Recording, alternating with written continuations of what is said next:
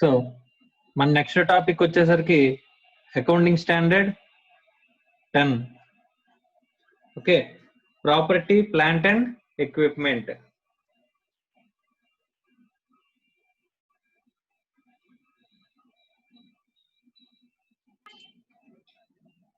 So accounting standard 10, property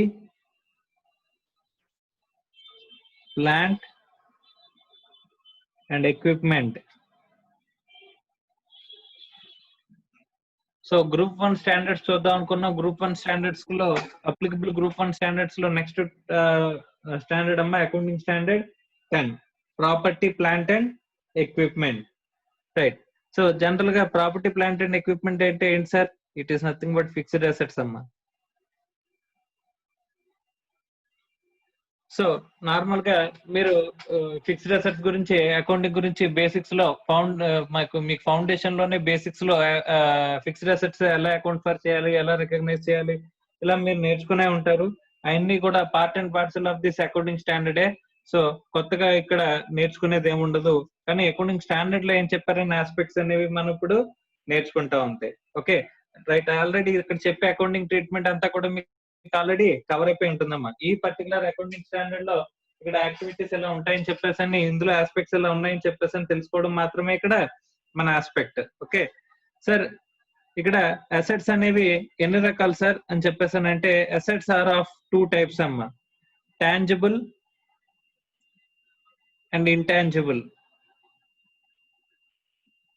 okay, so tangible assets అన్ని కూడా accounting standard 10 లో cover అవుతాయి. ఇంటాంజిబుల్ అసెట్స్ అకౌంటింగ్ స్టాండర్డ్ 26 లో కవర్ అవుతాయమ్మా. సో ఇక్కడ ఈ స్టాండర్డ్ లో మనం ఏం నేర్చుకోబోతున్నాము అని చెప్పేసి అంటే కనుక, we are dealing with respect to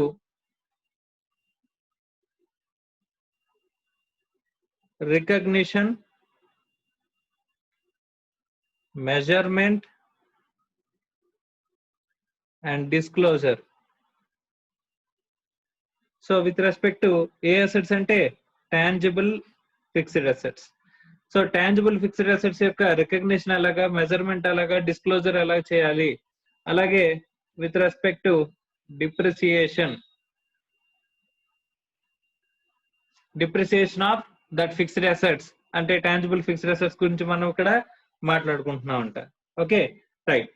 so first normal గా ఈ ఫిక్స్డ్ అసెట్ అంటే ఏంటి అని చెప్పేసానంటే, it is held for a production or supply of goods or services and expected to use for more than one accounting period and not held for the sale in the normal course of business. Normal course of business లో అమ్మడం కోసం కాకుండా, దాని మీద మనం revenue generate చేద్దామని intention తో కనుక మనం బిజినెస్ ఇక్కడ ఏదైనా అసెట్ ని హోల్డ్ చేస్తుంటే కనుక దాన్ని ఏమంటున్నాడమ్మా ఇక్కడ, it is going to B proper fixed asset. Fixed assets నే ఈ స్టాండర్డ్ లో కొత్తగా పెట్టిన పేరు ఏంటంటే property plant and equipment. Okay right. First ఈ అకౌంటింగ్ స్టాండర్డ్ గురించి మాట్లాడుకుంటే కనుక, accounting standard is for the property plant and equipment and does not applicable to. Accounting standard not applicable to, ఎక్కడెక్కడ అప్లికబుల్ కాదు అని చెప్పేసని. Accounting standard not applicable to. First one, biological assets. Biological asset అంటే ఏంటి? Biological asset అంటే like living animals or plants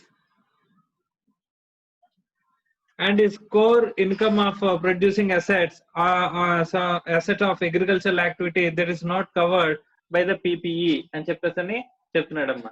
ఈ PPE లోకి అవి కవర్ అవ్వు అంట, బయోలాజికల్ అసెట్స్ కవర్ అవ్వు అని చెప్పేసి చెప్తున్నాడమ్మా. సార్ ఇక్కడ బయోలాజికల్ అసెట్స్ కవర్ అవ్వు అని చెప్పేసానంటే, బయోలాజికల్ అసెట్స్ అంటే ఏంటంటే living animals, plants.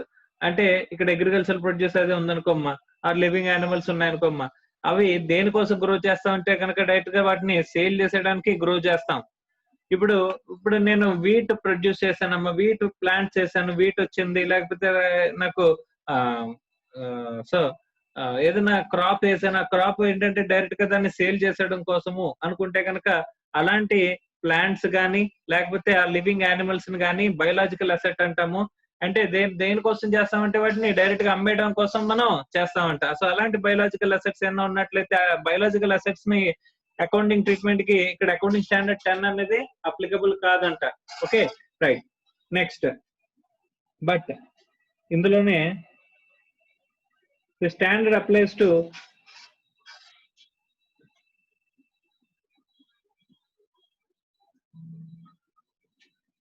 bearer plants.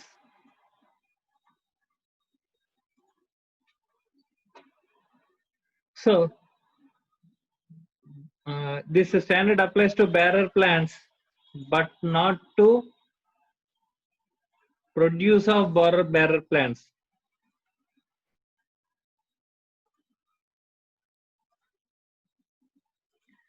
మా బయోలాజికల్ అసెట్స్ అంటే లివింగ్ యానిమల్స్, ప్లాంట్ అని చెప్పారు కదా.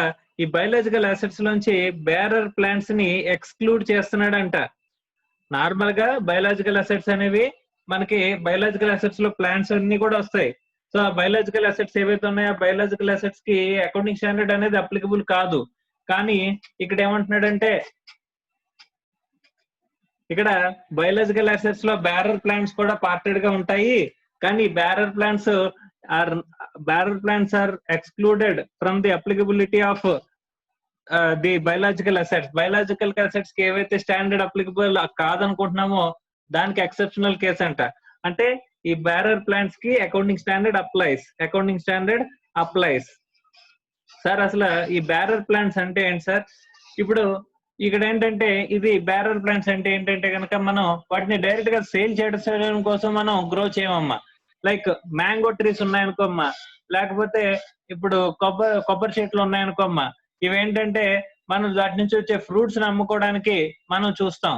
అవి ఇప్పుడు మ్యాంగో ట్రీ ఉందనుకోమ్మా, మ్యాంగో ట్రీ అన్నాళ్ళైనా అదిలాగే ఉంటుంది. కానీ దాని నుంచి వచ్చే మ్యాంగోస్ ని మనం అమ్ముకుంటాం.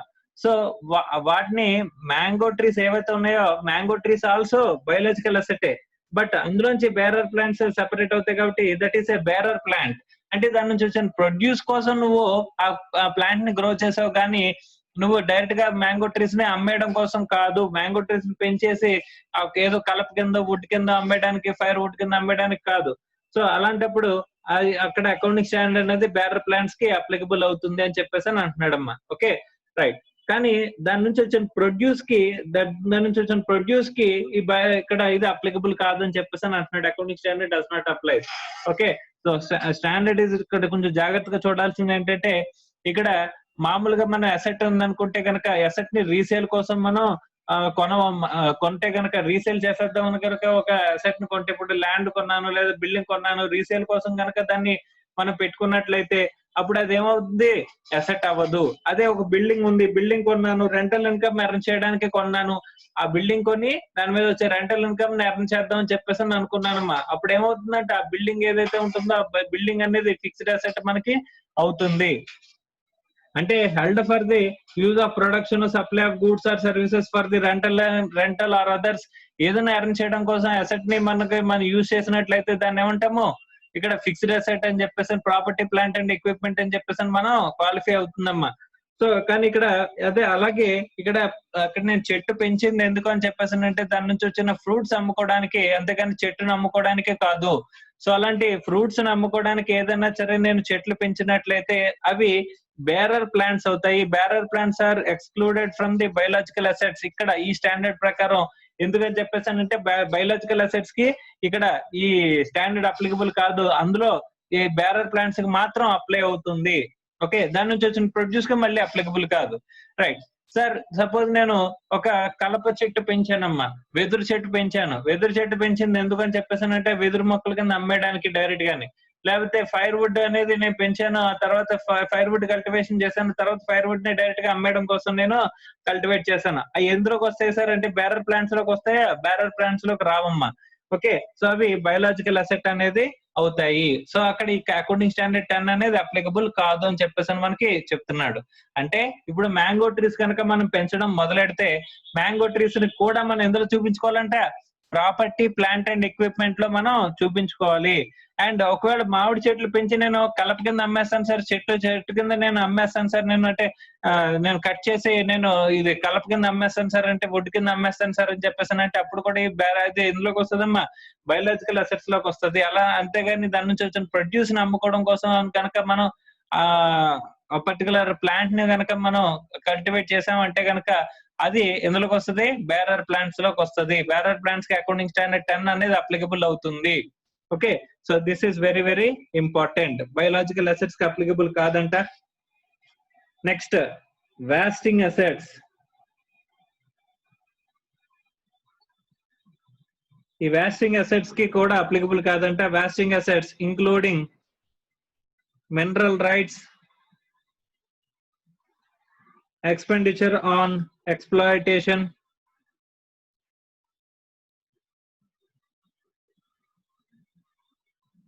exploration and extraction of mineral oil, etc., natural gas, etc. ఇవన్నీ కూడా అంటే ఇక్కడ మినరల్ ఆయిల్, న్యాచురల్ గ్యాస్ ఇవన్నీ కూడా మనం నాన్ రీజనరేటివ్ రిసోర్సెస్ అమ్మాయి. నాన్ రీజనరేటివ్ రిసోర్సెస్ ని అంటే వీటిని ఏమంటారు, నాన్ రీజనరేటివ్ రిసోర్సెస్.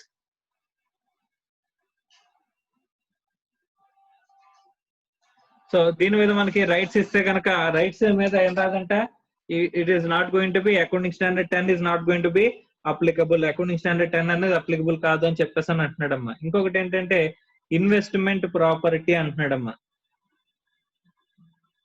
ఈ ఇన్వెస్ట్మెంట్ ప్రాపర్టీ అంటే ఏంటంటే it is like an investment in land or building that are not intended to be occupied substantially for use in the operations.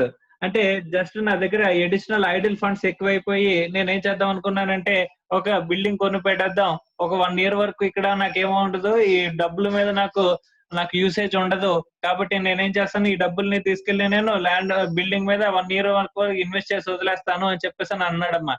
So అలాంటప్పుడు అది దేనికోసం అన్నాడు, తర్వాత ఏం చేస్తాము 1 year తర్వాత మన అసెట్స్ ని అమ్మేస్తామమ్మా. అమ్మేద్దామని ఇంటెన్షన్ ఉన్నది కాబట్టి దాన్ని ఏమంటున్నప్పుడు ఇన్వెస్ట్మెంట్ ప్రాపర్టీ అని చెప్పేసి క్లాసిఫై చేసుకుంటున్నాడు. Just for the purpose of time being మనం ఏం చేసాం, ఆ ప్రాపర్టీలో ఇన్వెస్ట్ చేసాము. అలాంటి దాన్ని ఏమంటాడంటే ఇన్వెస్ట్మెంట్ ప్రాపర్టీ అంటాడు. అలాంటి ఇన్వెస్ట్మెంట్ ప్రాపర్టీస్ కూడా అకౌంటింగ్ స్టాండర్డ్ 10 అనేది అప్లికబుల్ కాదు అని చెప్పేసి చెప్తున్నాడమ్మా. అంటే మీ intention is very very important. Resale చేద్దామని ఇంటెన్షన్ లో కొంటే కనుక దాన్ని ఇన్వెస్ట్మెంట్ ప్రాపర్టీ అంటారు. ఇక్కడ అకౌంటింగ్ స్టాండర్డ్ 10 అనేది అప్లికబుల్ కాదు. Okay, right. సో ఎక్కడెక్కడ అప్లికబుల్ కాదమ్మా, biological assets except bearer plants, wasting assets like mineral oils, non regenerative resources ఏమన్నా ఉంటే కనుక వాటి గురించి, ఇన్వెస్ట్మెంట్ ప్రాపర్టీకి కూడా అకౌంటింగ్ స్టాండర్డ్ అనేది అప్లికబుల్ కాదు అని చెప్పేసి మనకు చెప్తున్నాడమ్మా. సో ఇందులోనే బేరర్ ప్లాంట్ అంటే ఏంటి చూసాం, బయోలాజికల్ అసెట్ అంటే ఏంటి చూసాము. సో ఇక్కడతో డెఫినేషన్ పార్ట్ మనకి కంప్లీట్ అయింది. What is fixed asset? Fixed asset అంటే ఏంటి, ఆ ఫిక్స్డ్ అసెట్ లో ఈ స్టాండర్డ్ అనే ఫిక్స్డ్ అసెట్ అంటే ఏంటి, అంటే ప్రాపర్టీ ప్లాంట్ అండ్ ఎక్విప్మెంట్ అంటే జనరల్ గా ఏంటి, అది ఎక్కడెక్కడ ఈ అకౌంటింగ్ స్టాండర్డ్ అనేది ఎక్కడెక్కడ అప్లికబుల్ అవుతుంది, ఎక్కడెక్కడ అప్లికబుల్ కాదన్న విషయం మనం క్లియర్ గా తెలుసుకోవడం జరిగింది. Okay, right. Next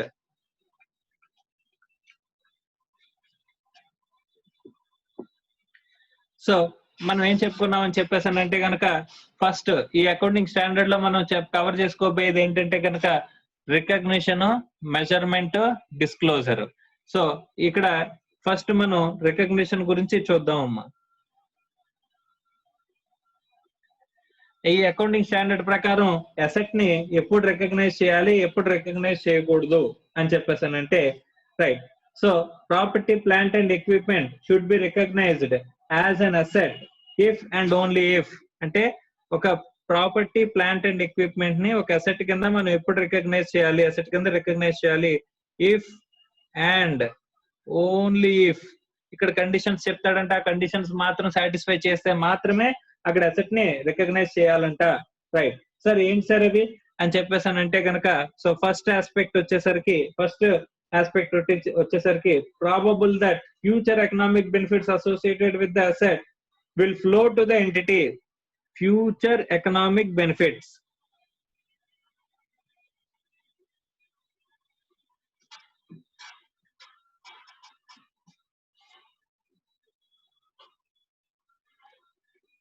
so future economic benefits అనేవి ఇక్కడ మనకి వస్తాయి అనుకుంటే, మన ఫర్మ్ కి వస్తాయి అని చెప్పేసి అని అనుకుంటే కనుక అప్పుడు ఏం చేయమంటున్నాడమ్మా, ఇక్కడ ఫ్యూచర్ ఎకనామిక్ బెనిఫిట్స్ కనుక వస్తాయంటే కనుక అక్కడ అసెట్ ని రికగ్నైజ్ చేయండి అని చెప్పేసి అని చెప్పాడమ్మా. Okay, future economic benefits will flow to the entity. And next, cost of the asset item measured reliably. Cost reliably measured అంటే ఈ రెండు కండిషన్లు కనుక సాటిస్ఫై చేస్తే కనుక అప్పుడు మనం ఏం చేయొచ్చంట, అసెట్ ని రికగ్నైజ్ చేయొచ్చంట. అంటే ఫ్యూచర్ ఎకనామిక్ బెనిఫిట్స్ అనేవి మన ఎంటిటీకి ఫ్లో అవుతాయి అనేది ఒకటి. రెండు, కాస్ట్ ని మనం రిలయబుల్ గా, అంటే పర్టికులర్ అసెట్ మీద మన కాస్ట్ ఎంతైతే మనం ఇంకర్ అయ్యామో ఆ కాస్ట్ ని మనం సెపరేట్ గా మెజర్ చేయగలిగితే కనుక అప్పుడు ఈ రెండు కండిషన్లు కనుక సాటిస్ఫై చేస్తే అప్పుడు మనం అసెట్ ని రికగ్నైజ్ చేయొచ్చు అంట. Okay, right sir. Degree of certainty అనేది మనకి లేకపోతే ఏంటి సార్ అంటే, ఫ్యూచర్ ఎకనామిక్ బెనిఫిట్స్ వస్తాయో లేదో తెలియదు అని చెప్పేసి అని అన్నప్పుడు, అన్సర్టెనిటీ ఉంది అని చెప్పేసి అని అన్నప్పుడు మనం జనరల్ గా ఇనిషియల్ గా రికగ్నైజ్ అనేది చేయకూడదు. Okay, certainty is very very important. So future economic benefits అనేవి మనకి వస్తాయి అని అనుకుంటేనే అక్కడ ఏం చేయాలంట, ఇక్కడ అసెట్ కింద రికగ్నైజ్ చేయాలి. Otherwise it should not be recognised. Future economic benefits will flow to the entity, cost is reliably measured. మనం ఎంత ఇంకర్ అయ్యామో కాస్ట్ అనేది రిలయబుల్ గా మెజర్ చేయగలుగుతున్నాము. And also future economic benefits అనేవి మనం ఇక్కడ ఏం చేయగలుగుతున్నాం, ఇక్కడ ఎంటిటీకి వస్తున్నాయి అని చెప్పేసి అని అనుకుంటేనే మనం ఏం చేస్తా ఉంటామా, ఇక్కడ రికగ్నైజ్ చేస్తామని చెప్పేసి అని అంటున్నాడమ్మా. రైట్ సార్, ఇక్కడ ఇన్వెంటరీ గురించి మాట్లాడుకున్నప్పుడు మనం కొన్ని మాట్లాడుకున్నాము. మెషినరీ స్పేర్స్ గురించి మనం మాట్లాడుకున్నాము. మెషినరీ స్పేర్స్ లో ఇక్కడ ఏమనుకున్నామని చెప్పేసానంటే, జనరల్, స్పెసిఫిక్.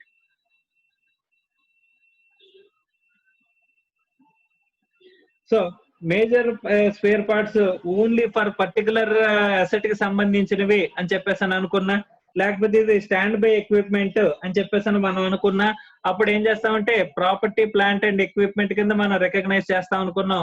అలా కాకుండా జనరల్ స్పేర్స్ అనుకుంటే కనుక దాన్ని అకౌంటింగ్ స్టాండర్డ్ 2 లో ఇన్వెంటరీ అని చెప్పేసి అని మనం చెప్పుకున్నాం అమ్మా.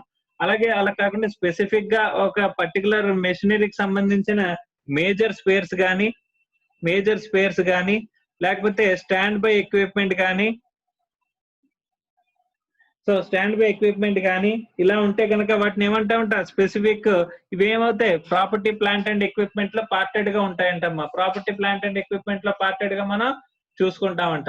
సార్ అలా కాకుండా ఇక్కడ మనకి ఈ జనరల్ సార్ మొత్తం అన్నిటికీ యూజ్ చేసే ఆస్పెక్ట్స్ అని చెప్పేసి అనుకుంటే కనుక జనరల్ అక్కడ ఏంటంటే అకౌంటింగ్ స్టాండర్డ్ 2 అనేది అప్లికబుల్ అవుతుంది. ఇన్వెంటరీ కింద మనం రికగ్నైజ్ చేస్తామని చెప్పేసి అని చెప్పారు. Okay, right. సో ఇక్కడ this is with respect to recognition of A property, plant and equipment. అంటే ఒక అసెట్ కింద రికగ్నైజ్ చేయాలి అని చెప్పేసానంటే రెండు కండిషన్లు సాటిస్ఫై చేయాలని చెప్పేసాను అనుకున్నాం. ఒకటి, ఫ్యూచర్ ఎకనామిక్ బెనిఫిట్స్ అనేవి మనకు వస్తూ ఉండాలి. అండ్ కాస్ట్ అనేవి ఇక్కడ ఏంటి, సర్టైన్లీ ఫ్యూచర్ ఎకనామిక్ బెనిఫిట్స్ ఖచ్చితంగా మన ఆర్గనైజేషన్స్ కి వస్తాయి అనే సర్టైనిటీ ఉంటేనే రికగ్నైజ్ చేయండి అని చెప్పేసి అని చెప్తున్నాడమ్మా. రికగ్నైజ్ చేయండి అంటున్నాడు, లేకపోతే రికగ్నైజ్ చేయొద్దు అని చెప్పేసి అని మనకి చెప్తున్నాడమ్మా. ఓకే, సో ఒకటి ఫ్యూచర్ ఎకనామిక్ బెనిఫిట్స్, రెండు ఏంటంటే కాస్ట్ అనేది రిలయబుల్ గా మనం మెజర్ చేయగలుగుతున్నామా లేదా అనేది పాయింట్. సో కాస్ట్ ని మనం రిలయబుల్ గా మెజర్ ఫ్యూచర్ ఎకనామిక్ బెనిఫిట్స్ వస్తున్నాయి కానీ సార్ ఇప్పుడు మనం కాస్ట్ ని రిలయబుల్ గా మెజర్ చేయలేకపోతున్నాం సార్, అప్పుడు that is not a property, plant and equipment. Sir cost ని రిలయబుల్ గా మెజర్ చేయగలుగుతున్నాం కానీ దాని నుంచి ఫ్యూచర్ ఎకనామిక్ బెనిఫిట్స్ రావు అనుకుంటే కనుక అప్పుడు కూడా ప్రాపర్టీ, ప్లాంట్ అండ్ ఎక్విప్మెంట్ కింద మనం రికగ్నైజ్ చేయకూడదు అని చెప్పేసి మనకి చెప్తున్నాడు అమ్మా. So these 2 aspects are very very important. Right sir, machinery recognition గురించి చెప్పారు. మెషినరీ స్పేర్ పార్ట్స్ ఇలాంటివి ఏమైనా ఉంటే కనుక అప్పుడు స్పేర్ పార్ట్స్ గురించి ఆల్రెడీ నేను అకౌంటింగ్ స్టాండర్డ్ 2 చెప్పేటప్పుడు చెప్పాను. General machinery spares or accounting standard 2 and specific machinery spares or standby equipment will fall under the property, plant and equipment. So major spares కానీ లేకపోతే ఆ పర్టికులర్ మెషినరీకి సంబంధించిన spares అని కానీ లేకపోతే స్టాండ్ బై ఎక్విప్మెంట్ కానీ ఉన్నట్లయితే వాటిని ఏం చేస్తామంటే లైక్ వాటిని ఇక్కడ ప్రాపర్టీ ప్లాంట్ అండ్ ఎక్విప్మెంట్ కింద మనం తీసుకుంటామంట, రికగ్నైజ్ చేస్తామని చెప్పేసి అని చెప్తున్నాడు అమ్మ. Okay right. Next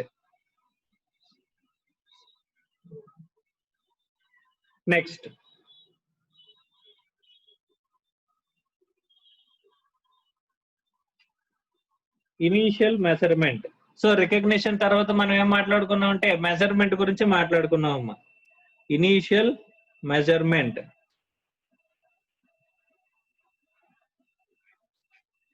so how to measure the property plant and equipment, ఎలా మెజర్ చేస్తాము అని చెప్పేసి కనుక మనం మాట్లాడుకుంటే కనుక అది అసలు first property plant and equipment కింద క్వాలిఫై అయింది, రికగ్నైజ్ చేసాము, రికగ్నైజ్ అయింది అని చెప్పేసి అనుకుంటే కనుక it is initially measured at cost.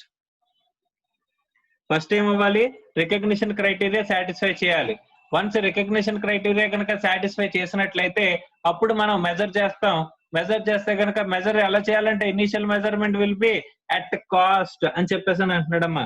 First recognition should be, first measurement should be at cost అని చెప్పేసి అంటున్నాడమ్మా. Right sir, what is cost? మనం ఇంతకు ముందు ఇక్కడ ఇన్వెంటరీ సంబంధించిన దాంట్లో ఎంతగా రికగ్నైజ్ చేస్తామంటే cost or net realisable value అని చెప్పేసి విచ్ ఎవర్ ఇస్ లెస్ అని చెప్పుకున్నాం.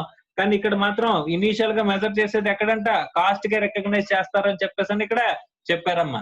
కానీ ఇక్కడ కాస్ట్ అంటే ఏంటి అని చెప్పేసానంటే cost of asset, cost of initial గా కాస్ట్ గా రికగ్నైజ్ చేయాలని చెప్పేసి చెప్పారు. ఓకే, కానీ కాస్ట్ అంటే ఏంటి అని చెప్పేసానంటే కనుక ఇక్కడ ఏమంటున్నాడంటే కనుక the cost of the property plant and equipment comprises of purchase price including import duties. First ఏమంటదంటే purchase price including import duties, non-refundable purchase taxes less trade discount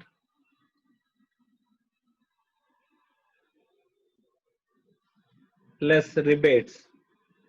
So purchase price including import duties, non refundable purchase taxes అని చెప్పేసి అంటున్నాడమ్మా. Non refundable purchase taxes ఏమైనా ఉన్నట్లయితే వాటిని asset cost లోకి include చేయండి అని చెప్పేసి అంటున్నాడు.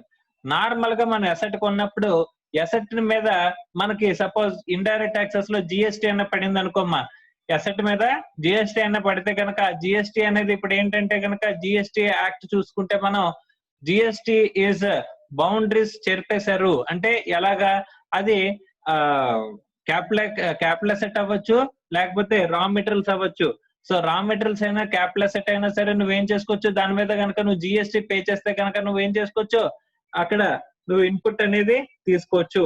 మీకు జిఎస్టీలో నేర్చుకుంటారు ఇన్పుట్స్ మీద వస్తుంది, క్యాపిటల్ అసెట్ మీద కూడా మనకి జిఎస్టీ అనేది ఇన్పుట్ కింద వస్తుందంట.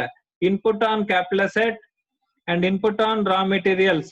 రా మెటీరియల్స్ ఇన్పుట్ మీద మనం ఇన్పుట్ తీసుకోవచ్చు, ఈ క్యాపిటల్ అసెట్ మీద కూడా మనం ఇన్పుట్ తీసుకోవచ్చు. ఇక్కడ ఏంటంటే కనుక ఆ అసెట్ ని మనం పర్టికులర్ గా అక్కడ ప్రొడక్షన్ లో కనుక యూజ్ చేస్తున్నాము అని చెప్పేసి అంటే అనుకుంటే కనుక టాక్సబుల్ గూడ్స్ ని రెడీ చేయడానికి మనం ఈ అసెట్ ని వాడుతున్నాము అని చెప్పేసి కనుక ఉన్నట్లయితే ఇన్పుట్స్ అంటే ఇక్కడ ఏంటి రా మెటీరియల్స్ ఇన్పుట్టే, క్యాపిటల్ అసెట్ కూడా మనకి ఇన్పుట్టే. సో కాబట్టి క్యాపిటల్ అసెట్ మీద ఉన్న జిఎస్టీని మనం తీసుకోవచ్చు అంట, అలాగే రా మెటీరియల్స్ మీద మనం పే చేసిన జిఎస్టీని కూడా మనం ఇన్పుట్ కింద తీసుకోవచ్చు. సపోజ్ ఒక అసెట్ నేను 1 lakh పెట్టుకున్నాను, దాని మీద నాకు ప్లస్ 18% జిఎస్టీ వచ్చింది అని చెప్పేసి అంటే కనుక 18,000 టోటల్ గా 1,18,000 కనుక నేను పే చేస్తున్నాను అనుకుంటే కనుక అక్కడ దానికి అసెట్ ఎంట్రీ ఏం రాస్తారంటే కనుక asset account debit 1 lakh input on capital goods, input on capital goods అని చెప్పేసరికి 18,000 టు బ్యాంక్ అని చెప్పేసి వాడికి పే చేసేది 1,18,000 పే చేస్తాం. కానీ ఇక్కడ అసెట్ ని 1 lakh చూపించి ఇన్పుట్ ఆన్ క్యాపిటల్ గూడ్స్ ని 18,000 అని చెప్పేసి సపరేట్ గా చూపిస్తున్నాం. ఎందుకంటే కనుక ఈ ఇన్పుట్ ని మనం యూజ్ చేసుకోవచ్చు. మనకు అవుట్పుట్ లైబిలిటీ కనుక ఉన్నట్లయితే కనుక దీన్ని ఏం చేసుకోవచ్చు, ఇన్పుట్ ని అడ్జస్ట్ చేసుకోవచ్చు. కాబట్టి సార్ నేను కనుక ఇన్పుట్ ని యూజ్ చేసుకోలేకపోతే కనుక అప్పుడేంటి సార్ పరిస్థితి, అది నాన్ రిఫండబుల్ అవుతుందమ్మా. అలాంటప్పుడు ఒకవేళ ఇఫ్ ఇన్పుట్ క్లైమబుల్ అనుకుంటే కనుక ఇక్కడ మనం చూపిస్తాం. అదే input not eligible to not claimable అంటే నాట్ రిఫండబుల్ అమ్మ. అప్పుడు ఏంటంటే asset account debit to bank అని చెప్పేసి డైరెక్ట్ గా 1,18,000 వేసేస్తాం. వాడికి పే చేసేది మాత్రం 1,80,000 పే చేస్తాం కాబట్టి డైరెక్ట్ గా 1,18,000 అసెట్ కి యాడ్ చేస్తున్నాం. అసెట్ కాస్ట్ కి ఎలా యాడ్ చేస్తారు సార్? పర్చేజ్ ప్రైస్ 1 lakh కదా, పర్చేజ్ ప్రైస్ 1 lakh, కానీ దాని మీద ట్యాక్సెస్ ని నేను క్లెయిమ్ చేసుకోలేను కాబట్టి నాన్ రిఫండబుల్ ట్యాక్సెస్ అన్నా ఉన్నట్లయితే నాన్ రిఫండబుల్ ట్యాక్సెస్ నేను చేయమంటున్నాడు, అసెట్ కాస్ట్ కి యాడ్ చేయమంటున్నాడు.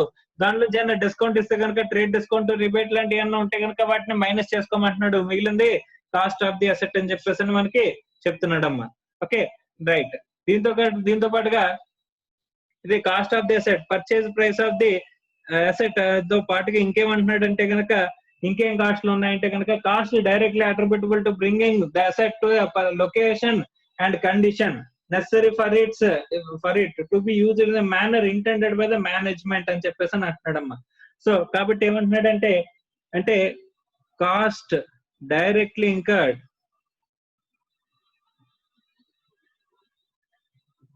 టు బ్రింగ్ ద అసెట్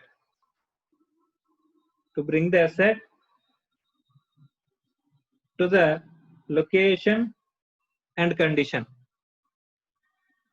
మన ఇంటెండెడ్ ఆస్పెక్ట్ కోసం ఈ లొకేషన్ అండ్ కండిషన్ ని తీసుకురావడానికి మనం ఏదన్నా కనుక ఇంకర్ అయితే కనుక కాస్ట్ని కూడా మనం ఏం చేస్తామంటే ఇక్కడ తీసుకుంటామంట. Okay right. Next cost of demolishing and cost of dismantling is also ఇక్కడ పార్ట్ ఆఫ్ ది కాస్ట్ కింద అవుతుంది అని చెప్పేసి అంటున్నాడమ్మా. ఓకే అంటే ఒక అసెట్ ని నువ్వు రెడీ చేయాలి అని చెప్పేసి అంటే కనుక అక్కడ ఓల్డ్ అసెట్ ని నువ్వు డిస్మాంటిల్ చేయాలి, డిస్మాంటిలింగ్ కాస్ట్ కూడా అయితేనే నువ్వు న్యూ అసెట్ ని తీసుకురాగలవు అని చెప్పేసి కనుక ఉన్నట్లయితే అక్కడ అలాంటి కాస్ట్ ఆఫ్ డిస్మాంటిలింగ్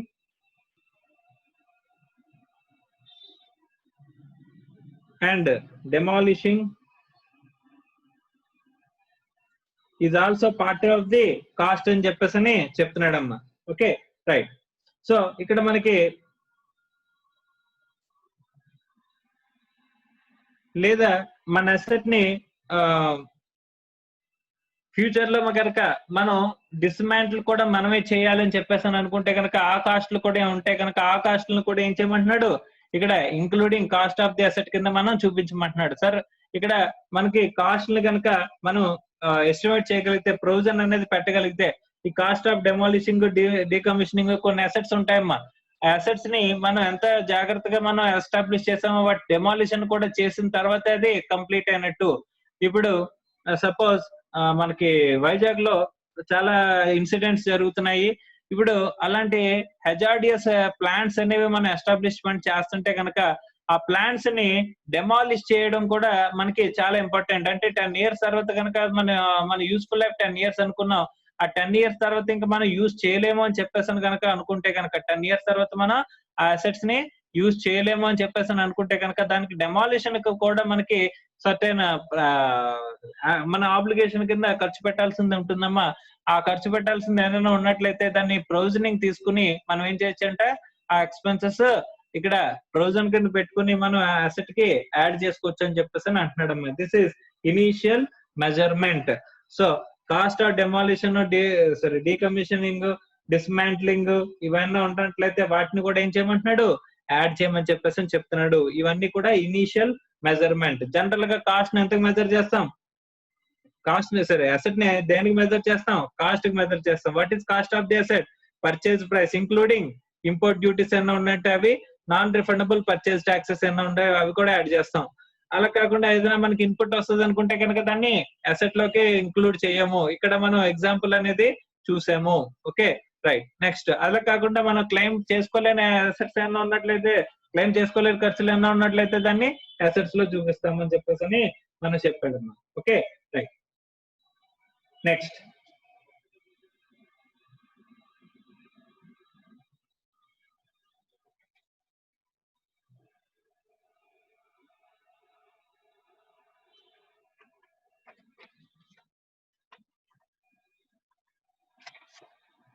సార్ అసెట్ ని మనం పర్చేజ్ చేయకుండా సెల్ఫ్ కన్స్ట్రక్షన్ చేస్తే కనుక, ఇంత ముందు పర్చేజ్ చేస్తా అని చెప్పేసి చూసాము, అసెట్ ని మనం ఏం చేయొచ్చు అని చెప్పేసానంటే, ఒకటి మనం పర్చేజ్ చేయొచ్చు.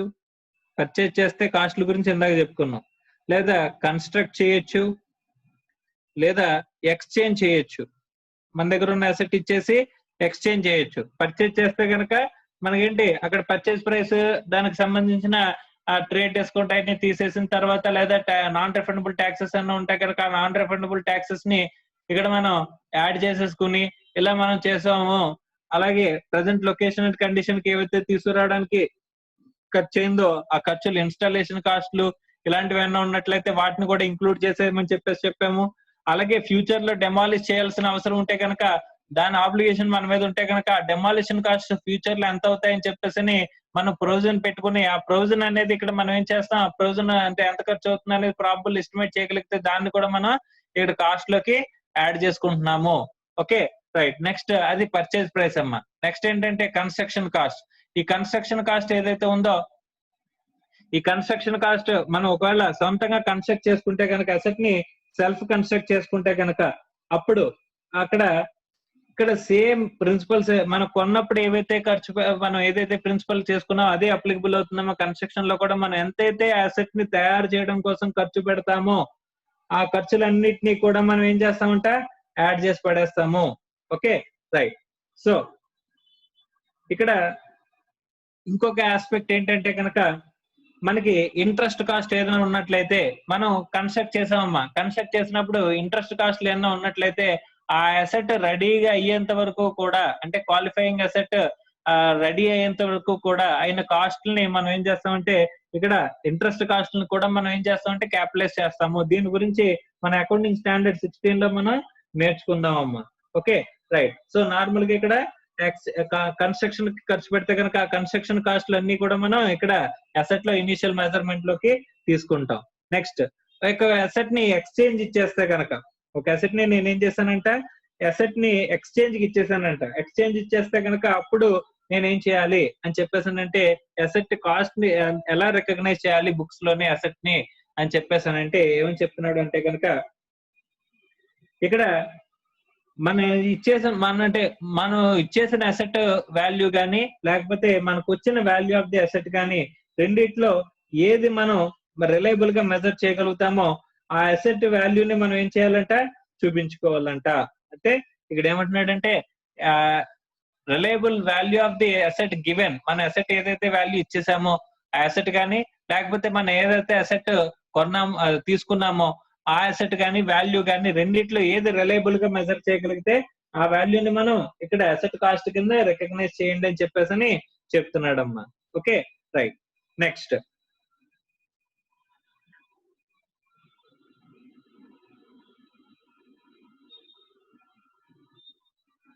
సపోజ్ ఒక అసెట్ ని నేను హైర్ పర్చేజ్ లో కొన్నాను సార్. అప్పుడు ఏంటి సార్ పరిస్థితి? హైర్ పర్చేజ్ లో నేను ఒక అసెట్ ని కొంటే కనుక అప్పుడు ఇనిషియల్ మెజర్మెంట్ ఎలా చేస్తాం సార్? హైర్ పర్చేజ్ అంటే ఏంటి? హైర్ పర్చేజ్ ప్రైస్ అంటే ఏంటి? Cash prize plus interest cost అంతే కదా. So finance value finance charge ఏదైతే ఉంటుందో ఆ ఫైనాన్స్ ఛార్జ్ ఇంక్లూడింగ్ గా కలిపి మనకి ఏమవుతుందంటే ఇక్కడ హైర్ పర్చేజ్ ప్రైస్ వస్తుంది. హైర్ పర్చేజ్ అకౌంటింగ్ లో మీకు తెలుస్తుందమ్మా. సో అక్కడ ఏంటంటే క్యాష్ ప్రైస్ ఇన్ని ఇంట్రెస్ట్ కాస్ట్ ఉంటాయి, రెండు ఉంటాయి. ఇక్కడ మీకు ఇండైరెక్ట్ గా ఇంట్రెస్ట్ అనేది లేదు అని చెప్పినా సరే మీ ఇన్స్టాల్మెంట్ లోనే ఇంట్రెస్ట్ అనేది ఇంక్లూడ్ అయి ఉంటుంది. సో కాబట్టి జనరల్ గా హై పర్చేజ్ వేరు, ప్రైస్ వేరు, క్యాష్ ప్రైస్ వేరు, రెండు వేరు వేరుగా ఉంటాయి అమ్మా. క్యాష్ ప్రైస్ అంటే ఇమీడియట్ గా ఇప్పుడు పే చేస్తే నీకు అసెట్ ని 50,000కి ఇస్తాను, అదే నువ్వు ఇన్స్టాల్మెంట్ లో కొనుక్కుంటే కనుక నీకు 70,000 ఇస్తాను అని చెప్పేసి అంటే కనుక హైర్ పర్చేజ్ ప్రైస్ ఏమో 70,000 అవుతుంది మన ఎగ్జాంపుల్ లోని, అదే క్యాష్ ప్రైస్ ఏమో 50,000 అవుతుంది. సో ఇక్కడ ఏమవుతుందంటే కనుక 20,000 ఇంట్రెస్ట్ కాస్ట్ అవుతుంది. సో కాబట్టి క్యాష్ ప్రైస్ 50,000, ఇంట్రెస్ట్ కాస్ట్ 20,000 రెండు కలిపితే హైర్ పర్చేజ్ ప్రైస్ 70,000 వచ్చిందమ్మా. సో కాబట్టి ఇక్కడ మనం ఎంతకు రికగ్నైజ్ చేయాలి? హైర్ పర్చేజ్ లో కనుక అసెట్ ని కనుక మనం పర్చేజ్ చేస్తే కనుక you should recognise at cash price. Cash price కి నువ్వు రికగ్నైజ్ చేయాలి అసెట్ ని అని చెప్పేసి ఇనిషియల్ రికగ్నిషన్ గురించి చెప్తున్నాడమ్మా. Okay right.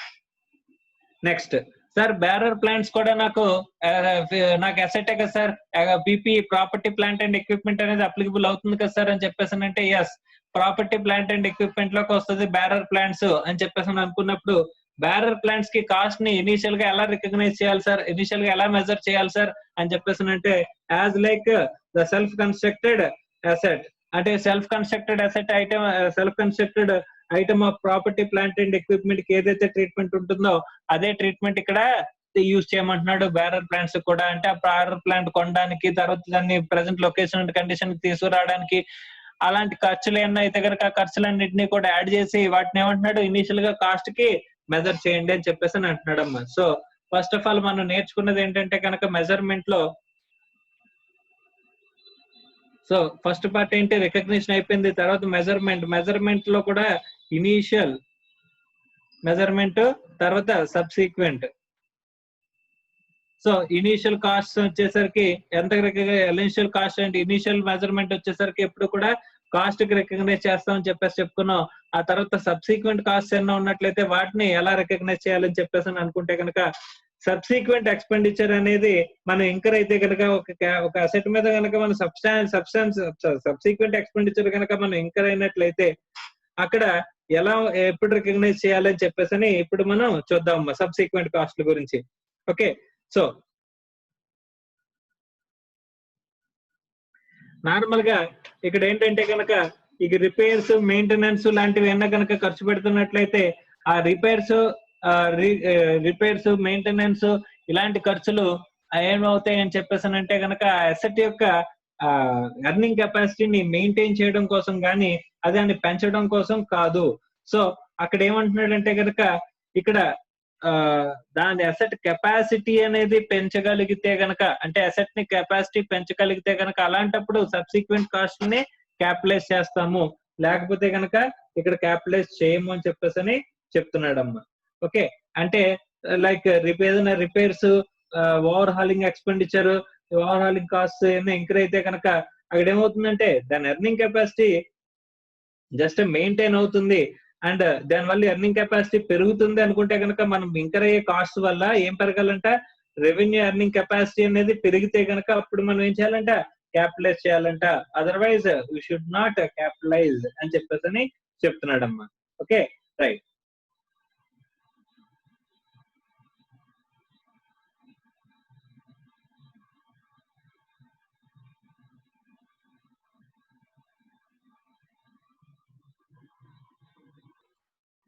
Right. So next sir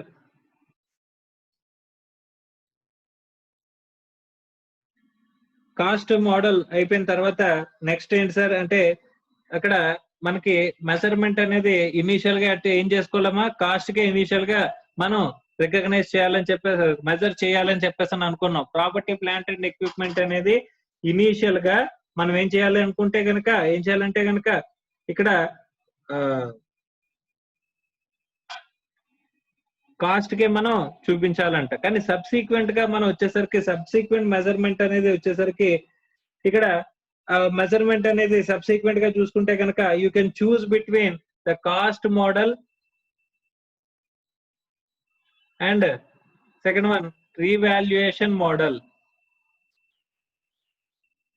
మా కాస్ట్ మోడల్ కి రీవాల్యుయేషన్ మోడల్ కి రెండిట్లో ఏదైనా సరే మనం చూస్ చేసుకోవచ్చు అంట. ఇనీషియల్ గా వచ్చేసరికి only cost. Okay, so subsequent cost వచ్చేసరికి నువ్వు కాస్ట్ మోడల్ ఫాలో అవ్వచ్చు లేదా ఇక్కడ రీవాల్యుయేషన్ మోడల్ అనేది ఫాలో అవ్వచ్చు అని చెప్పేసి చెప్తున్నాడమ్మా. సో నథింగ్ బట్ మీరు అసెట్ ని రీవాల్యూ చేసుకునేటట్టయితే కనుక ఫస్ట్ ఇనిషియల్ గా అసెట్ ని కాస్ట్ గా రికగ్నైజ్ చేస్తారు. ఆ తర్వాత మీరు సబ్సిక్వెంట్ గా ఏమనుకుంటున్నారంటే కనుక మీరు రీవాల్యుయేషన్ చేద్దామని చెప్పేసి అనుకుంటే కనుక అప్పుడు approaching the revaluation model. Okay, right.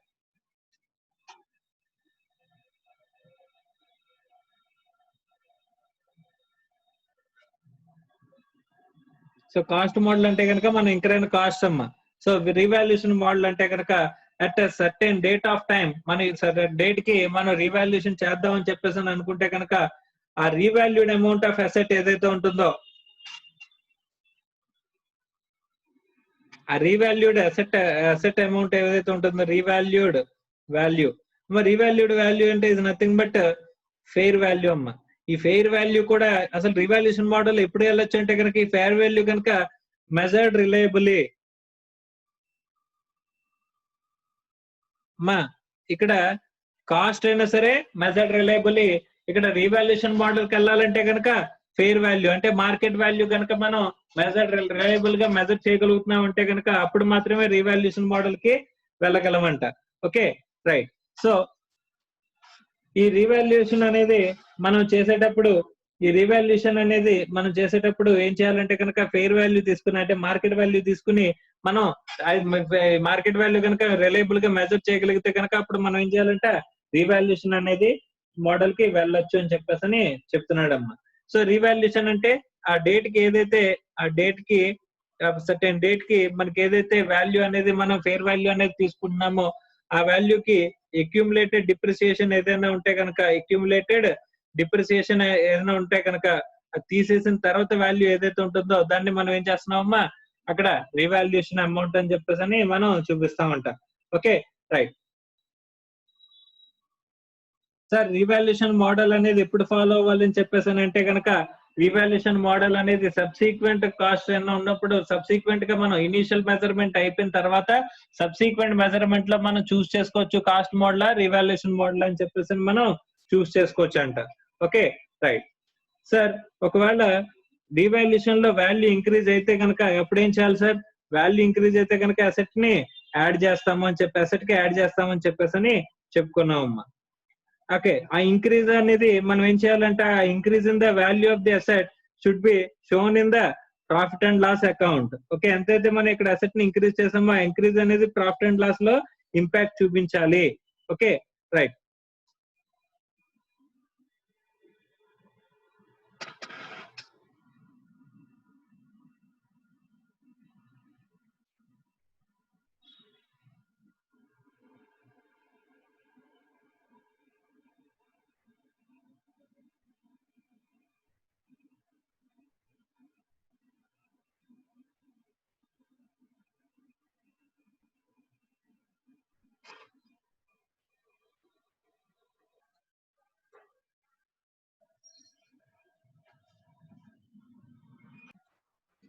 Right. So ఇక్కడ ఈ రీవాల్యుయేషన్ గురించి వచ్చేసరికి రీవాల్యుయేషన్ లో మనం ఏం చేస్తామంటే మీకు అకౌంట్స్ లో మీకు రీవాల్యుయేషన్ ఆఫ్ ది అసెట్ గురించి ట్రీట్మెంట్ మీకు బాగా తెలిసిందే. ఇక్కడ అసెట్ కనుక రీవాల్యూ చేస్తే కనుక ఫస్ట్ మనం రీవాల్యుయేషన్ రిజర్వ్ క్రియేట్ చేస్తాం. సో తర్వాత సబ్సిక్వెంట్ గా మనకి రీవాల్యుయేషన్ అనేది సబ్సిక్వెంట్ గా వాల్యూ అనేది డిక్రీజ్ అయితే కనుక ఫస్ట్ రీవాల్యుయేషన్ రిజర్వ్ ని మనం అడ్జస్ట్ చేసుకుంటాం. ఆ తర్వాత దాని ఇంపాక్ట్ పిఎండ్ఎల్ లో సర్ప్లస్ ఆర్ డిక్రీజ్ అనేది మనం ఏం చేస్తాం పిఎండ్ఎల్ కి ఇంపాక్ట్ చేస్తాం అని చెప్పేసి మనం మీ అకౌంటింగ్ ట్రీట్మెంట్ లో మీరు నేర్చుకుంటారమ్మా. రీవాల్యుయేషన్ రిజర్వ్ అనేది ఇక్కడ అసెట్ వాల్యూని పెంచుతారు, అలాగే ఇక్కడ రీవాల్యుయేషన్ రిజర్వ్ అనేది క్రియేట్ చేస్తారు. It is a part of owners interest కింద మనం తీసుకుంటాం అమ్మా revaluation reserve. So revaluation subsequent గా అప్వర్డ్స్ జరగచ్చు, డౌన్వర్డ్స్ జరగచ్చు. సో అప్వర్డ్ జరిగితే కనుక మళ్ళీ పెంచుతాం, లేదు అనుకుంటే డౌన్వర్డ్ జరిగితే కనుక ఫస్ట్ రీవాల్యుయేషన్ రిజర్వ్ అడ్జస్ట్ చేసిన తర్వాత ఇంకా స్టిల్ మనకి రీవాల్యుయేషన్ డౌన్వర్డ్స్ అయిందంటే కనుక దాన్ని పిఎండ్ఎల్ కి చార్జ్ చేసేస్తాము. సో ఇది మనం మాట్లాడుకునే రీవాల్యుయేషన్ మోడల్ అమ్మా. Okay right. నెక్స్ట్ సో ఇది రీవాల్యుయేషన్ మోడల్ గురించి కూడా మీకు మాక్సిమం తెలుసు. Okay right. తర్వాత నెక్స్ట్ ఆస్పెక్ట్ వచ్చేసరికి డిప్రిసియేషన్.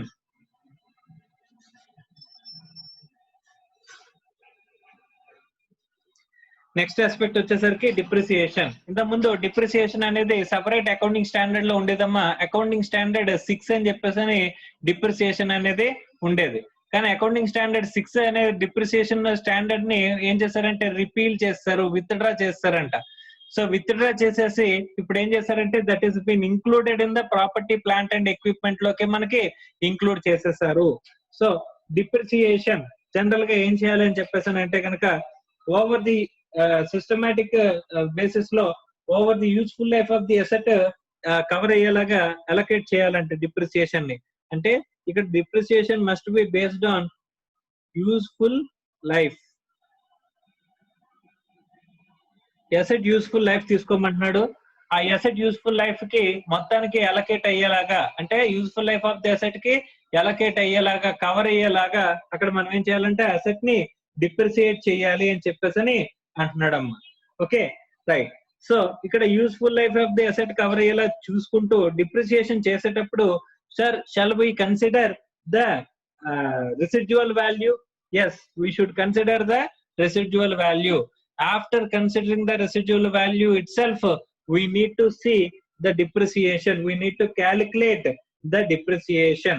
ఓకే, అంటే ఇప్పుడు టోటల్ అసెట్ మెజర్ చేస్తాం కదా కాస్ట్ కి మెజర్ చేసిన తర్వాత కాస్ట్ లోంచి ఈ రెసిడ్యువల్ వాల్యూ ఏదైతే ఉంటుందో రెసిడ్యువల్ వాల్యూ అనేది మనం మైనస్ చేసిన తర్వాత ఇది ఓవర్ ఎ పీరియడ్ ఆఫ్ ఏమంటున్నాడంటే అలొకేటెడ్ ఈ కాస్ట్ లోంచి ఆ రెసిడ్యువల్ వాల్యూ తీసేసిన తర్వాత ఏదైతే వాల్యూ ఉంటుందో దాన్ని అలొకేట్ చేయాలంట.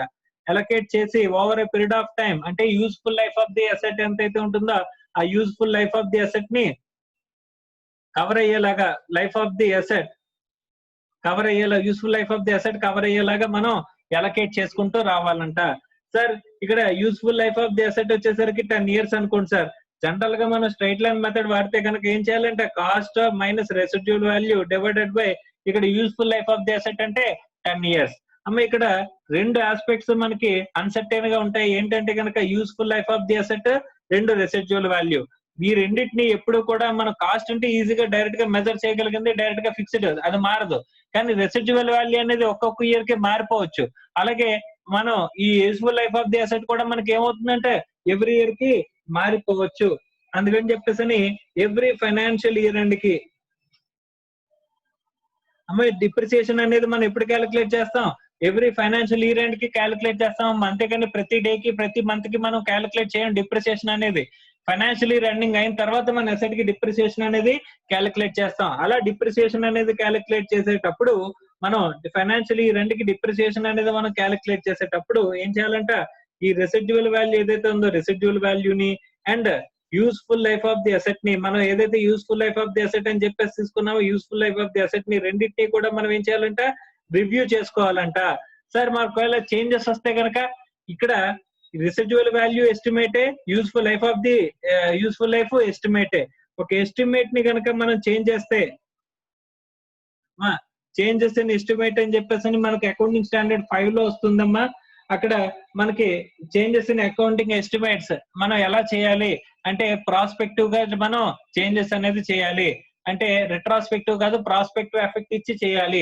ఈసారి అకౌంటింగ్ పాలసీ కూడా ప్రాస్పెక్టివ్ ఎఫెక్టే కానీ రెట్రాస్పెక్టివ్ ఎఫెక్ట్ కాదని చెప్పేసి మనం మాట్లాడుకున్నాం. ఓకే, సో కాబట్టి ఇక్కడ అకౌంటింగ్ ఎస్టిమేట్ ఏమైనా ఉన్నట్లయితే అకౌంటింగ్ ఎస్టిమేట్ చేంజెస్ చేస్తే కనుక మనం ఏం చేయాలంటే ప్రాస్పెక్టివ్ ఎఫెక్ట్ ఏదైతే ఇస్తామో ఆ ప్రాస్పెక్టివ్ ఎఫెక్ట్ అనేది మనం క్యాలిక్యులేట్ చేసి అకౌంటింగ్ స్టాండర్డ్ 5 డీల్ చేస్తున్నామా ఈ change in accounting estimate.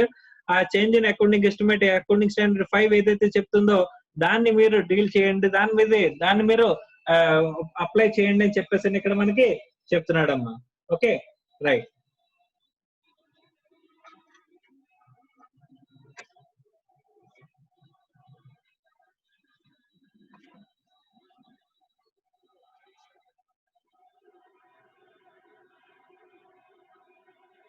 So ఇక్కడ సింపుల్ గా డిప్రిసియేషన్ అంటే ఏం చెప్పారంటే డిప్రిసియేషన్ షుడ్ బి కవర్డ్. ఏంటంటే over the period of useful life of the asset అంతా కవర్ అవ్వాలి, అలొకేట్ చేయాలి అని చెప్పేసి చెప్పారు. కానీ ఇక్కడ స్పెసిఫిక్ గా మనకి ఇక్కడ డిప్రిసియేషన్ అంటే ఎలా చేయాలి అని చెప్పేసి ఇక్కడ స్పెసిఫిక్ గా రేట్స్ అనేవి మనకి స్పెసిఫై చేసి పెట్టలేదు. ఇక్కడ అకౌంటింగ్ స్టాండర్డ్ ప్రకారం property plant and equipment accounting standard 10 ప్రకారం ఏంటంటే there is no specific rates with respect to asset. అంటే ఈ అసెట్ అనేది ఒక్కొక్క ఫిక్స్డ్ గా పెట్టేసి ఇన్కమ్ ట్యాక్స్ యాక్ట్ లో అయితే కనుక డిప్రిసియేషన్ ఫిక్స్డ్ రేట్ ఉంటదమ్మా. ఈ పర్టికులర్ అసెట్ అంటే కనుక ఈ ఫిక్స్డ్ రేట్, ఈ పర్టికులర్ అసెట్ ఫిక్స్డ్ రేట్. ఇలా మనకి రేట్ ఆఫ్ డిప్రిసియేషన్ అనేది వాళ్ళు స్పెసిఫై చేసేస్తారు. ఆ స్పెసిఫై చేసిన డిప్రిసియేషన్ రేట్ మనం అప్లై చేయాలి. కానీ ఇక్కడ అలా కాదమ్మా. ఇక్కడ ఏంటంటే డిప్రిసియేషన్ అనేది over period of useful life of the asset అనేది కవర్ అయి తీరాలి. Useful life of the asset అనేది మొత్తం అలొకేట్ అయ్యేలాగా మనం ఏం చేయాలంట అక్కడ డిప్రిసియేషన్ అనేది చెయ్యాలని చెప్పేసి చెప్తున్నారు. Okay, right. అంటే ఇక్కడ మేనేజ్మెంట్ ఇక్కడ ఏం చేయాలంటే కనుక ఈ రెసిడ్యువల్ వాల్యూని ఎస్టిమేట్ చేయాలి, useful life of the asset ని కూడా ఎస్టిమేట్ చేయాలి. సార్ ఒకే సిమిలర్ బిజినెస్ లో ఉన్న companies asset value, asset useful life time ని వాళ్ళు ఒకలాగా వీళ్ళు ఒకలాగా ఎస్టిమేట్ చేయొచ్చా?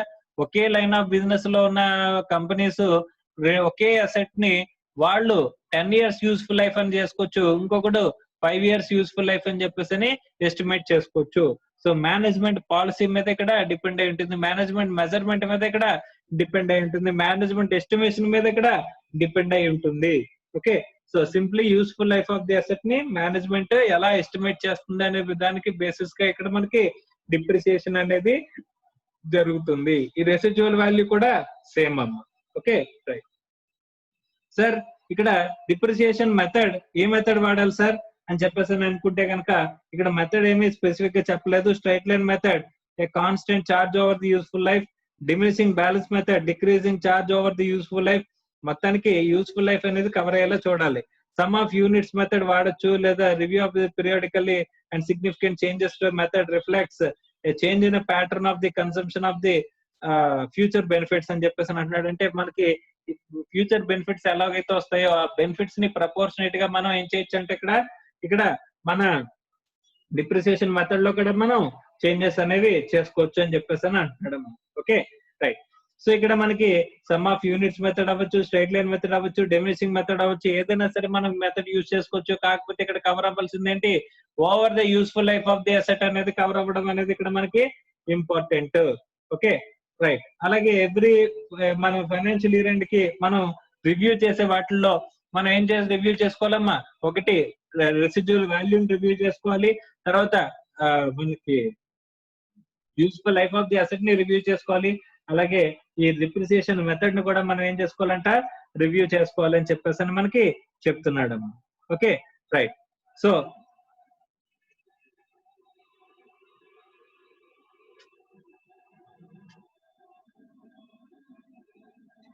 నెక్స్ట్, సో ఇక్కడ కంపెనీస్ యాక్ట్ ప్రకారం సార్, ఇన్కమ్ ట్యాక్స్ యాక్ట్ ప్రకారం అయితే కనుక మీరు నాకు ఏం చెప్పారంటే కనుక డిప్రిసియేషన్ అనేది స్పెసిఫిక్ రేట్ ఉంటుంది, ఆ రేట్ ప్రకారం మనం డిప్రిసియేషన్ అనేది చార్జ్ చేయాలని చెప్పేసి మీరు నాకు సింపుల్ గా చెప్పేశారు.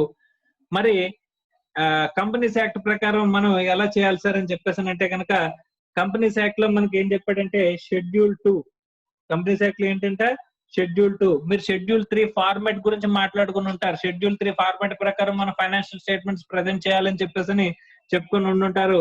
అక్కడ కంపెనీస్ యాక్ట్ లోనే మనకి 2013 కంపెనీస్ యాక్ట్ లో schedule 2 is dealing with the depreciation అమ్మా. ఇక డిప్రిసియేషన్ ఏదైతే చెప్తున్నారో, ఇక డిప్రిసియేషన్ జనరల్ గా ఎక్కడ కూడా ఏం చెప్తున్నారంటే ప్రాపర్టీ ప్లాంట్ అండ్ ఎక్విప్మెంట్ కి ప్రకారం ఇక్కడ ఈ స్టాండర్డ్ అకౌంటింగ్ స్టాండర్డ్ ప్రకారం మనకి ఏదైతే ఉంటుందో దానికి సంబంధించినట్టే ఇక్కడ కూడా useful life of the asset ని బేస్ చేసుకుని మనం అసెట్ ని ఏం చేస్తున్నారంటే డిప్రిసియేట్ చేయండి అని చెప్పేసి చెప్తున్నారమ్మా. షెడ్యూల్ 2 ప్రకారం, schedule 2 of the companies act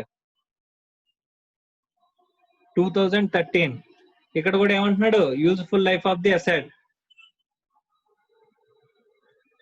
కానీ ఇక్కడ స్పెసిఫిక్ గా చెప్తుంది ఏంటంటే రెసిడ్యువల్ వాల్యూ గురించి ఒక పాయింట్ చెప్పారమ్మా. Residual value should not exceed 5% of the original cost. So original cost of the asset కంటే ఎంత పెంచకూడదు అంటే రెసిడ్యువల్ వాల్యూ 5% పెంచకూడదు అనే కండిషన్ అనేది ఎక్కడ పెట్టారమ్మా, schedule 2 of the companies act dealing with the depreciation. Okay, but ఇక్కడ మన అకౌంటింగ్ స్టాండర్డ్ ప్రకారం అయితే కనుక ఇలాంటిది ఏం లేదు. అంటే should not exceed, residual value should not exceed 5% of the original cost అనేది కండిషన్ అనేది ఇక్కడ షెడ్యూల్ 2 ప్రకారం ఉంది, schedule 2 of the companies act ప్రకారం ఉంది. కానీ మన ఇన్కమ్ మన అకౌంటింగ్ స్టాండర్డ్ 10 ప్రకారం అయితే కనుక అలాంటి కండిషన్స్ అనేవి లేవమ్మా. Okay right. So that is the difference between accounting standard and ఇక్కడ షెడ్యూల్ 2 లో కంపెనీస్ యాక్ట్ లో మనకు చెప్పిన డిప్రిసియేషన్ ఆస్పెక్ట్. సో డిప్రిసియేషన్ ఎక్కడ కవర్ అయిందని చెప్పేసి అనుకుంటే కనుక ఎక్కడ కవర్ అయిపోయిందమ్మా, అకౌంటింగ్ స్టాండర్డ్ 10 లోనే ప్రాపర్టీ ప్లాంట్ అండ్ ఎక్విప్మెంట్ లోనే మనకి కవర్ అయిపోయిందని చెప్పేసి మనం మాట్లాడుకున్నాం. Okay right. Next important aspect వచ్చేసరికి impairment.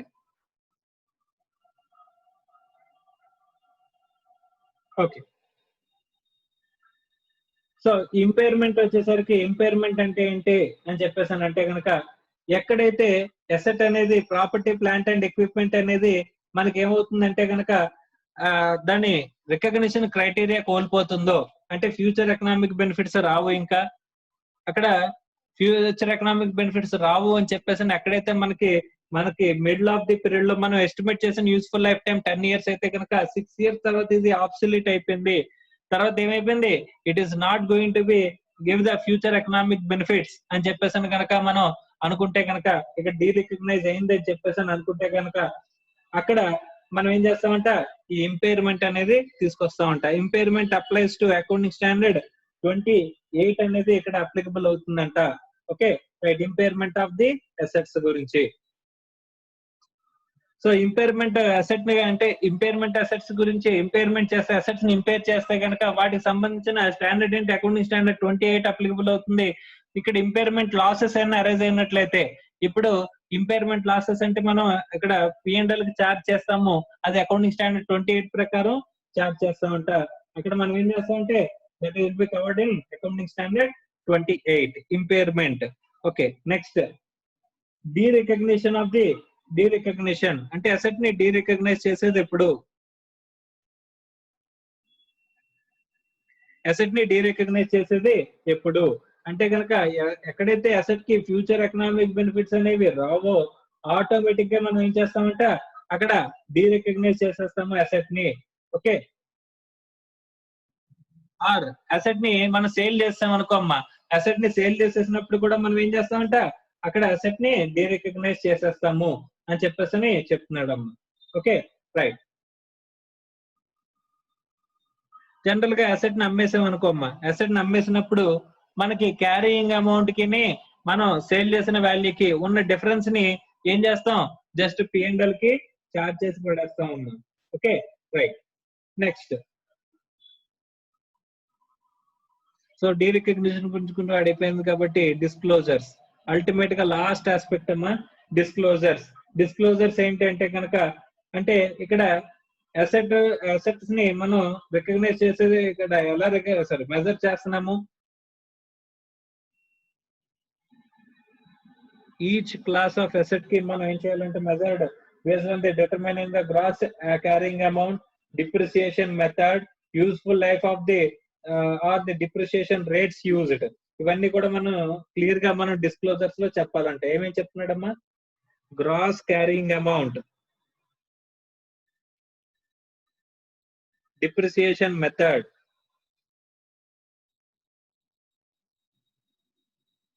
Useful life, depreciation rate, తర్వాత టోటల్ గా carrying amount, accumulated depreciation, gross carrying amount,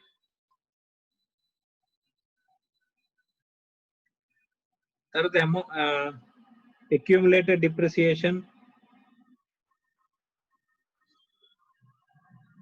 ఈ అక్యుములేటెడ్ డిప్రిసియేషన్ లో at the beginning and at the end అంటే ఆ పీరియడ్ కి ఎండింగ్ స్టార్టింగ్ బిగినింగ్ రెండింటిని కూడా మనం అక్యుములేటెడ్ డిప్రిసియేషన్ అనేది మనం చూపించాలంట. తర్వాత అక్యుములేటెడ్ ఇంపైర్మెంట్ లాసెస్ ఏమైనా ఉన్నట్లయితే అగ్రిగేటెడ్ విత్ అక్యుములేటెడ్ డిప్రిసియేషన్ అంటే తర్వాత ఇంపైర్మెంట్ లాసెస్ ఏమైనా ఉన్నట్లయితే వాటిని కూడా సెపరేట్ గా చూపించాలంట. ఇక్కడ వెరీ ఇంపార్టెంట్ ఆస్పెక్ట్ వచ్చేసరికి ఈ రికగ్నిషన్ ఈ మెజర్ డిస్క్లోజర్ లోనే ఇంపార్టెంట్ అమ్మా.